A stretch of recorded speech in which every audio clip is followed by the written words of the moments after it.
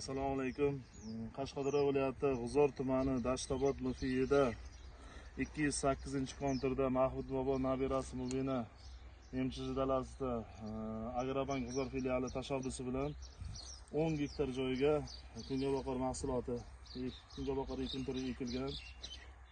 Bugungi kunda kungaboqar ekin turiga agrotexnik tadbirlar asosida ishlar olib borilmoqda va parvarish qilinmoqda. Kungaboqar mahsuloti 10 ta dehqon xo'jalikka 1 gektardan bo'lib berilgan. Kungaboqar mahsuloti 150-160 kunda tayyor bo'ladi. Kungaboqar mahsuloti